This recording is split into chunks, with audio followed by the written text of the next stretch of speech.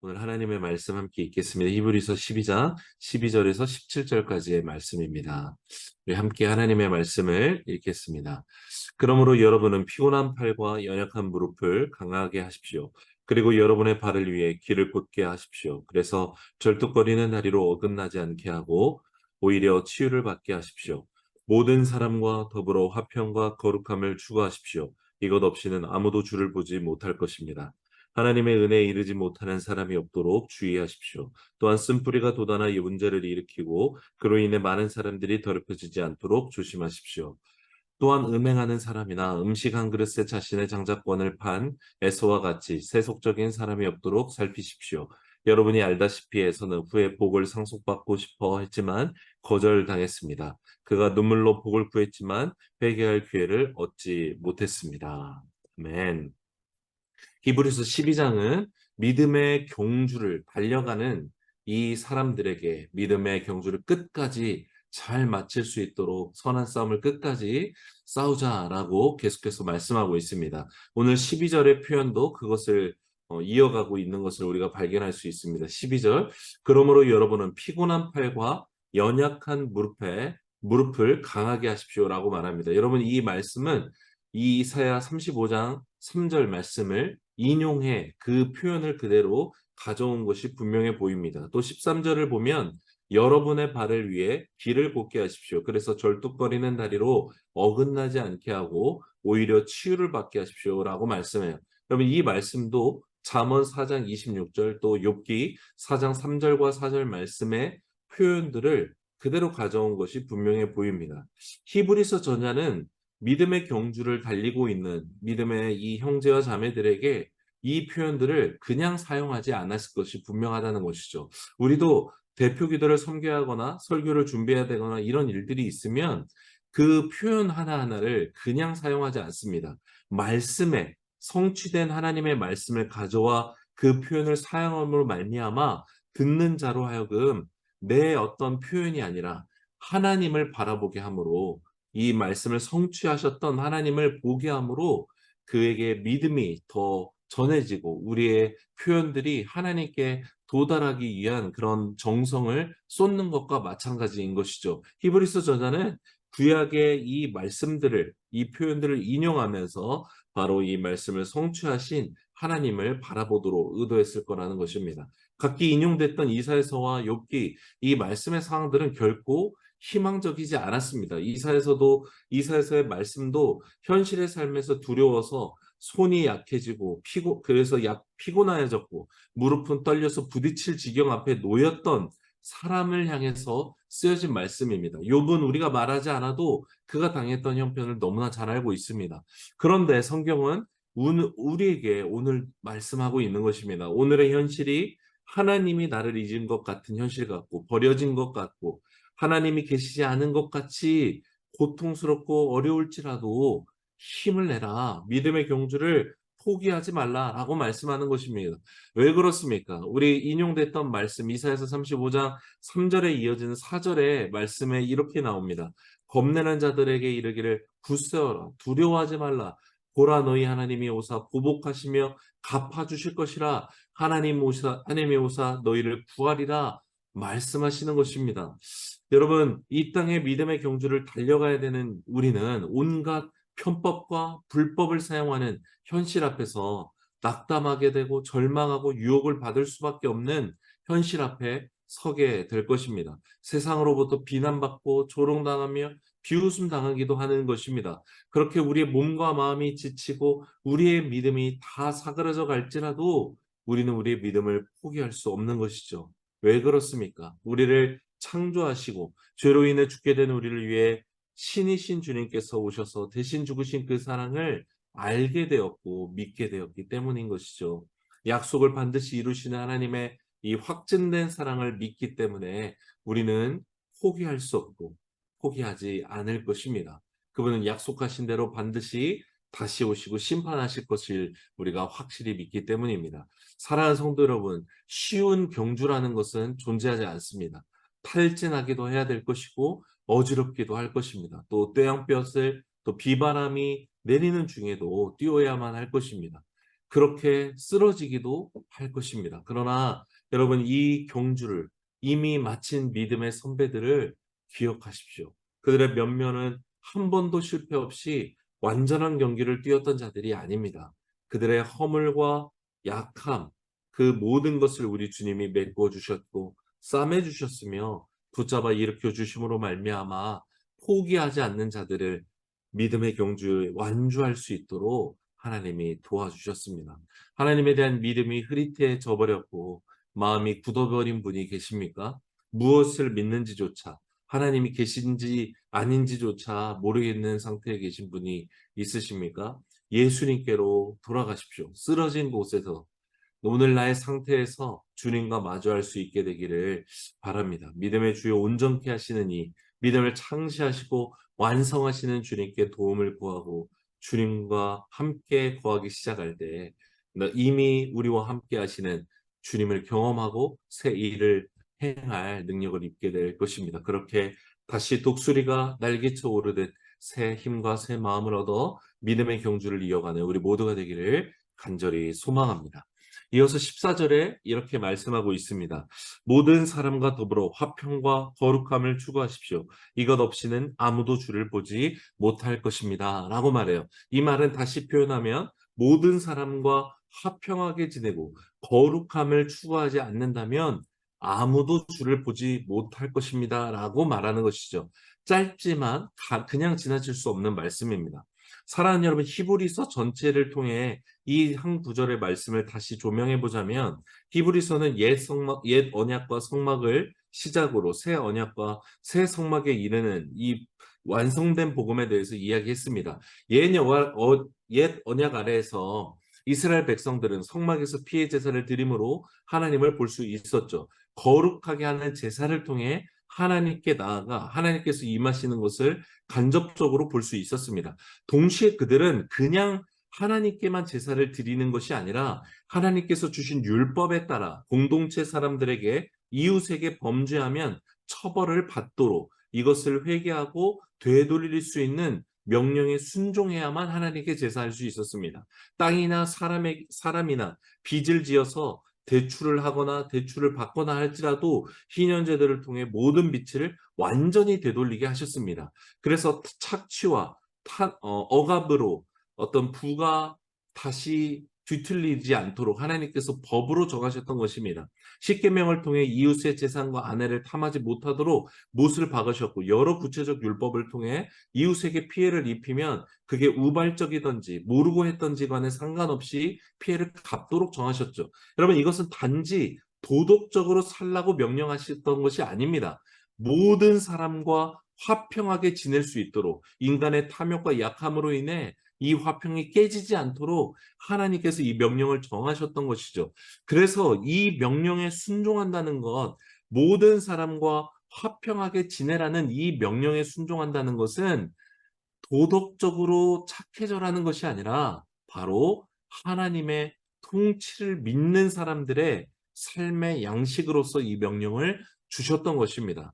정리하자면 하나님 앞에 피해 제사를 드리러 오는 이 이스라엘 백성의 예배자 한 사람 한 사람은 단지 하나님 앞에 제물을 정결하게 드리는 거룩함으로 나아가는 그런 의식만을 행하면 거룩해지는 것이 아니라 전제 조건에는 이웃과 화평을 이루는 계명의 말씀에 순종해야만 하나님 앞에 나아가 거룩하신 주님 앞에 예배하고 그 주님이 임하시는 은혜를 누릴 수 있었다라는 것입니다. 적용하자면 히브리서 독자들과 지금의 우리들은 성막으로 예배하러 가지 않습니다. 하나님께서는 우리의 마음판에 새 언약을 새겨 넣으셨고 우리가 곧 지성소가 되어 하나님의 임재가 실제로 임하는 초소가 되어가는 살아있는 이 은혜를 얻었습니다. 우리가 곧 살아계신 하나님의 성전이요 지성소가 된 것이죠. 그런데 오늘 14절에 말씀하는 것은 무엇입니까? 모든 사람과 더불어 화평하지 않으면 하나님을 보지 못할 것이다. 거룩하지 않으면 하나님을 보지 못할 것이다. 말씀해요. 믿는 자가 아무리 지성소가 되는 은혜를 입었다 할지라도 화평과 거룩 이 두 가지 없이는 하나님을 볼 수 없을 것이다 라고 말씀하는 것입니다. 여러분, 이 말씀은 피의 제물이 되어 죽으신 예수님의 죽음과 부활의 목적을 생각하면 너무나 당연한 명령인 것입니다. 여러분, 예수님이 왜 죽으셨습니까? 죄로 인해 하나님과 원수가 된 우리를 하나님과 화해시키기 위해서 죽으셨습니다. 우리의 죄를 덮어 거룩한 주님과 함께 할 수 있는 은혜를 베풀어 주신 것입니다. 그리고 동시에 에베소서 말씀을 보면 하나님께서는 율법으로 인해 갈라졌던 유대인과 이방인, 우리를 말하는 것이죠. 이 둘 사이를 하나님께서 막힌 담을 허무시고 화평을 이루게 하셨다라고 말씀하고 있는 것입니다. 사람의 기준으로 나누어졌던 이 모든 것들 가운데 하나님이 평화를 이루셨다라고 말씀하는 것이죠. 그런데 이 예수님을 믿는 우리가 다른 이와 어떤 기준을 가지고 그 사람과 분리되고 다르게 취급하고 그렇게 화평을 깨는 삶을 사는 것, 그리고 거룩을 버리는 음행과 더러움을 먹으며 사는 삶을 산다면 우리는 결코 하나님을 볼 수 없는 것이 당연한 것이죠. 성도 여러분, 먼저 오늘 말씀은 모든 사람과 더불어 화평을 이루라 라고 말해요. 나랑 친한 사람만 화평을 이루고 나랑 통하는 사람하고만 화평을 이루라고 말하지 않아요. 원수 같은 자들, 나를 집요하게 괴롭히고 어렵게 만드는 사람이라 할지라도 악을 악으로 갚지 말고 선으로 악을 이기라 라고 성경은 말씀하죠. 할 수 있거든 더불어 화목하라 라고 말씀하시는 것입니다. 여러분, 우리가 하나님을 믿는 자라는 것, 그리스도를 따르는 자라는 것의 증거는 무엇일까요? 좋은 사람들, 편한 사람들하고만 살 때 이것은 드러나지 않습니다. 최악의 사람들, 나를 집요하게 찍어 누르고 불의를 저지르면서까지 나를 괴롭게 하는 사람들에게 악으로 갚지 않는 것, 그 사람과 끝까지 화목하기 위해 기꺼이 나를 부인하고 죽음을 택하는 것, 이것이야말로 예수님의 삶을 그대로 우리의 삶 가운데 드러내는 우리의 믿음이 증거가 되고 실제로 보여지게 되는 것임을 우리가 기억해야 합니다. 화평의 이유는 무조건 용서하라는 것만이 아닙니다. 우리가 모든 사람과 화평을 이루는 이유는 화평이신 예수님을 증거하기 위함이요. 또 하나 중요한 이유는 로마서 12장 18절 말씀에 원수를 갚아주시는 하나님의 진노하심의 때가 있기 때문에 화평을 이루는 것입니다. 여러분, 우리가 용서받았음에도 다른 사람을 용서하지 않는다는 것은 심판의 날 하나님의 진노하심에 용서하지 않는 나도 들어가지 않을 거라는 확신으로 살 수 없을 거라는 것입니다. 용서하지 않는 자는 하나님의 진노하심 앞에 동일한 진노 앞에 서게 될 거라는 것이죠. 그래서 우리는 원수 갚는 것을 이 죄를 가장 미워하시고 가장 공의로우신 유일하신 하나님의 진노하심에 맡기고 예수님을 따라 모두와 화평하기를 구해야만 하는 것입니다. 다른 사람에 대한 정죄와 판단과 말들을 삼가는 것은 여러분 그래서 너무나 중요한 것입니다. 오늘의 나는 모든 사람과 더불어 화평하기를 구하고 있습니까? 아니면 배제와 취향을 따라 화평하고 있습니까? 살펴봐야만 합니다. 거룩함은 어떻습니까? 거룩은 하나님의 절대 속성 중에 가장 중심을 이루는 것이죠. 하나님께서 이 거룩하다 말씀하실 때 이 원어의 뜻은 잘라내다, 분리하다라는 뜻을 가지고 있어요. 하나님이 거룩하시다는 것은 무슨 의미냐면 하나님께만 있는 성품이 이 시기에 이 거룩함은 이 세상의 모든 피조물과 완전히 분리된 구별이다라는 것을 의미합니다. 놀라운 것은 그런데 무엇입니까? 세상과 함께 하실 수 없는 이 거룩하신 하나님께서 이 하나님을 믿는 사람들, 하나님의 백성들 가운데 내가 거룩하니 너희도 거룩하라 라고 말씀하셨다는 것입니다. 하나님만이 거룩하신데 하나님의 백성들에게도 거룩하라 라고 말씀하신 것이죠. 말씀만 하신 것이 아닙니다. 죄로 물든 세상과 분리되셨던 거룩하신 하나님께서 임하시고 만나주시고 기름을 부어 넣어주시는 은혜를 주셨다는 것이죠. 그리고 그 주님이 임하시는 장소와 사람이 거룩하게 되는 은혜를 하나님이 베풀어 주신 것이죠. 그 중 하나가 바로 성막의 가장 거룩한 곳, 언약궤가 임하는 곳인 지성소가 된 것입니다. 여러분, 지성소가 거룩한 것이 아닙니다. 하나님께서 임하시는 곳이 거룩한 것이죠. 그럼 새 언약을 믿는 우리의 지성소는 어디입니까? 메인홀 원이 지성소입니까? 한국에서 내가 은혜 받았던 곳이 그 교회가 지성소입니까? 아닙니다. 우리의 마음판에 새겨 넣으신 새 언약판이 있는 곳, 우리의 마음에 거룩하신 하나님께서 오심으로 말미암아 우리가 거룩함을 잊게 된 것입니다. 죄로 인해 저주받았고 더러웠던 우리야 분리되셨던 주님께서 예수님의 보혈의 피로 인해 화평케 하심으로 말미암아 하나님의 성령께서 거룩으로 임하시는 것입니다. 이 새 언약의 원리를 생각하면 거룩함을 우리가 추구한다는 것은 무엇입니까? 거룩을 추구하며 살라라고 오늘 말씀하시는 이 말씀은 무엇입니까? 행위로 거룩에 다다르는 노력을 해야라는 말씀이 아닌 것입니다.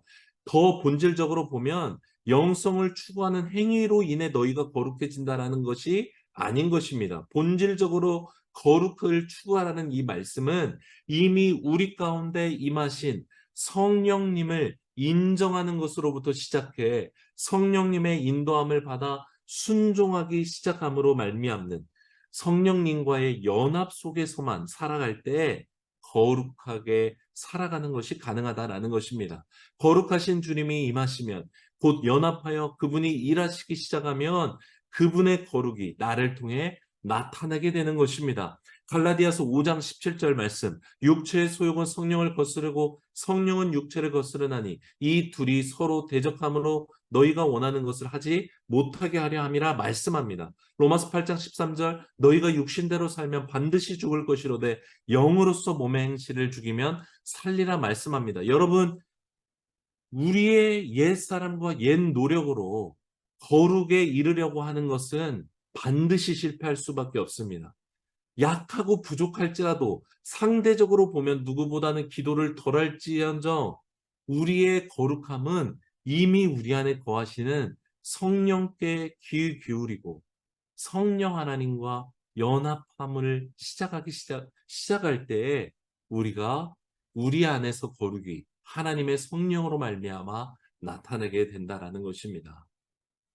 여러분, 우리의 실패는 행위에서 실패하는 것이 아니라 바로 이미 우리 안에 계신 성령님을 무시한 채 내 육체의 소욕을 따라 살고 내 옛사람의 생각대로 하나님께 나아가려 하기 때문에 실패하는 것임을 기억하십시오. 성령님께 귀 기울이고 순종하기 시작하면 우리는 화평과 거룩을 추구하는 삶을 살 수밖에 없음을 경험하게 되는 것입니다. 내 밖에서 화평과 거룩을 찾아 고행을 거듭하는 인생이 아니라 이미 우리 안에 계시는 주님과 연합함으로 화평과 거룩을 이루어 나가는 우리 모두가 되기를 간절히 기도합니다. 마지막으로 15절에서 17절은 이 믿음의 경주에서 떠나는 것을 조심하라라고 경고하고 있습니다. 특히 15절, 16절은 같은 표현을 3번 연속 사용하면서 믿음에서 이탈한 사람이 없도록 조심하고 살피라라고 강조해 말하고 있어요. 첫 번째, 하나님의 은혜에 이르지 못하는 사람이 없도록 주의하라. 둘째, 쓴뿌리가 돋아나 문제를 일으키고 그 때문에 많은 사람들이 더럽혀지지 않게 조심하라. 셋째, 음행하는 사람이나 에서와 같이 음식 한 그릇에 장자권을 파는 세속적인 사람이 없게 살피라라고 말씀합니다. 짧게 살펴보자면 믿음을 떠나는 사람들은 하나님이 베풀어 주신 이 영원한 생명의 삶보다 자기의 뜻과 탐욕을 따라 믿음을 떠난 자들이라는 것을 우리가 알 수 있습니다. 특히 이들은 믿음에서 떠날 때 그냥 자기만 떠나는 것이 아니라 야, 너희들 믿는 거 이거 거짓이야, 잘못된 거야 라고 말하면서 다른 지체들까지 흔들며 믿음에서 이탈하게 하는 것을 조심하라라고 말씀하고 있어요. 그들의 논리와 생각이 다른 성도들도 배교하도록 만들었다라는 것을 알 수 있습니다. 여러분, 이것은 1차적으로 당시 교회 안에서 율법이나 교리 등의 문제를 가지고 그리고 자기의 탐욕을 가린 채로 교회를 흔들고 믿음에서 떠나도록 사람들을 이렇게 유혹했던 배교자들을 지칭하고 있습니다. 동시에 이런 사람들은 여전히 우리 교회도 우리 시대에도 존재합니다. 특별히 우리 시대 교회는 적당히 믿으라는 배교가 만연합니다. 요한계시록 표현대로는 차갑지도 뜨겁지도 않은 채 믿는 믿음인 것입니다. 정작 그런 믿음 때문에 고민하는 성도들은 사실 너무나 많죠. 구원 받았으니까 괜찮다라고 말하지만 삶 속에서 전혀 복음으로 능력 없지 못하고 힘없이 살아가는 현실을 보면서 그 거짓 복음으로 인해 갸우뚱하며 힘들어하는 성도들은 사실 너무나 많습니다. 그런데 이 거짓 복음 안에 구원받았으니 괜찮다라고 말하면서 옛사람인 내 노력과 내 힘으로 하나님께 이루고자 하는 예정된 실패를 반복하며 믿기를 우리는 계속해 가고 있다는 것입니다. 또 17절 말씀을 보면 에서를 통해 이 거짓 믿음의 정체가 무엇인지 하나 더 발견하게 되는데 17절에 여러분이 알다시피 에서는 후에 복을 상속받고 싶어 했지만 거절당했습니다. 그가 눈물로 복을 구했지만 회개할 그 기회를 얻지 못했다라고 말씀해요. 여러분, 이 말씀에 특별히 하반절을 보면 에서가 하나님께 기도를 안 한 것이 아닙니다. 눈물로 하나님께 기도했습니다. 그런데 이 기도를 자세히 보면 웃기는 모습이 있죠. 회개할 기회를 얻지 못했다라고 말하는데 뭐가 잘못됐습니까? 에서는 눈물로 하나님께 기도했는데 복을 구하는 기도를 눈물로 드렸어요.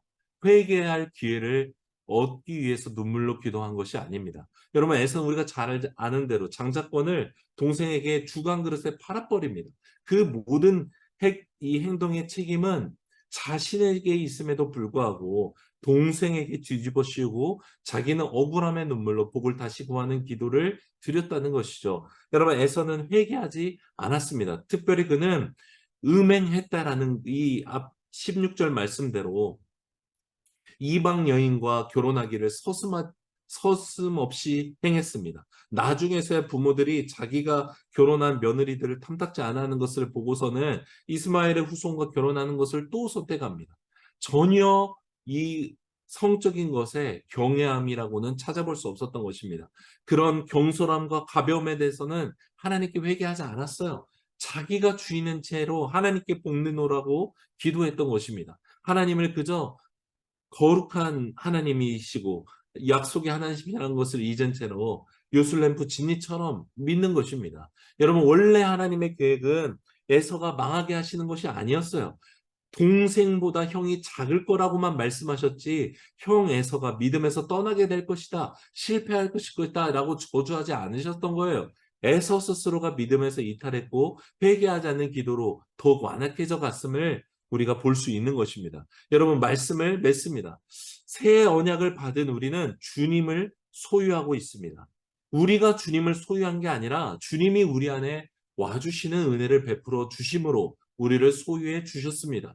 그런 우리는 육체를 보고 경험하는 현실로 인해서 하나님을 판단하지 않습니다. 흔들릴 때도 있을 것이고 낙심할 수도 있지만 이 믿음의 경주를 달려갈 때 약속하신 대로 반드시 임하실 심판의 날을 바라보고 이 영원한 안식을 베푸실 하나님만을 바라봄으로 놓치지 않을 것입니다. 그렇게 믿음의 경주를 오늘도 우리는 이어가기를 원하는 것이죠. 또한 우리의 마음의 지성소를 삼으시고 임하신 하나님을 우리가 경외합니다. 성령께 귀를 기울이고 연합함으로 말미암는 화평과 거룩이 우리 안에 더욱 충만케 되는 은혜를 오늘 누릴 것입니다. 육체의 소욕을 따르지 않고 옛사람의 노력으로 하나님께 도달하는 믿음이 아니라 이미 우리 안에 계시는 하나님과 연합하여 성령님께 순종함으로 하나님과 동행하는 믿음의 경주를 이어가게 될 것입니다. 복을 구하면서 흘리는 눈물의 기도가 아니라 회개함으로 연합의 복을 구하는 참된 기도를 오늘 드리깁니다. 그렇게 오늘의 믿음의 경주를 이어가는 우리 모두가 되기를 간절히 소망합니다.